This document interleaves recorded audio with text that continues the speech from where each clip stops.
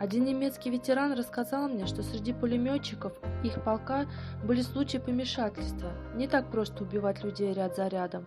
Они все идут и идут, и нет им конца. Если бы немцы заполнили наши штабы шпионами, а войска диверсантами, если бы было массовое предательство и враги разработали бы детальный план развала нашей армии, они не достигли бы того эффекта, который был результатом идиотизма, тупости, безответственности начальства и беспомощной покорности солдат. Я видел это в Погосте, а это, как оказалось, было везде. На войне особенно отчетливо проявилась подлость большевистского строя. Как в мирное время проводились аресты и казни самых работающих, честных, интеллигентных, активных и разумных людей, так и на фронте происходило то же самое, но в еще более открытой, омерзительной форме. Приведу пример. Из высших сфер поступает приказ взять высоту. Полк штурмует ее неделю за неделей, теряя множество людей в день. Пополнения идут беспрерывно, в людях дефицита нет. Но среди них опухшие дистрофики из Ленинграда, которые только что врачи прописали постельный режим и усиленное питание на 3 недели. Среди них младенцы 1926 года рождения, то есть 14-летние, не подлежащие призыву в армию. Вперед и все. Наконец, какой-то солдат или лейтенант, командир взвода или капитан, командир роты, что реже, видя это вопиющее безобразие, восклицает: «Нельзя же гробить людей, там же на высоте бетонный дот, а у нас лишь 76-миллиметровая пушченка, она его не пробьет».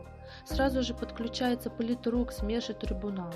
Один из стукачей, которых полно в каждом подразделении, свидетельствует: «Да, в присутствии солдат усомнился в нашей победе». Тотчас заполняют уже готовый бланк, куда надо только вписать фамилию и готово. Расстрелять перед строем или отправить в штрафную роту, что то же самое. Так и гибли самые честные, чувствовавшие свою ответственность перед обществом люди. Остальные вперед в атаку. Нет таких крепостей, которые не смогли бы взять большевики, а немцы врылись в землю, создав целый лабиринт траншей и укрытий. Поди их достань. Шло глупое, бессмысленное убийство наших солдат. Надо думать, это селекция русского народа, бомба замедленного действия. Она взорвется через несколько поколений. В 21 или 22 веке, когда отобранная и взлелеянная большевиками масса подонков породит новые поколения себе подобных. Выйдя на нейтральную полосу, вовсе не кричали за Родину, за Сталина, как пишут в романах.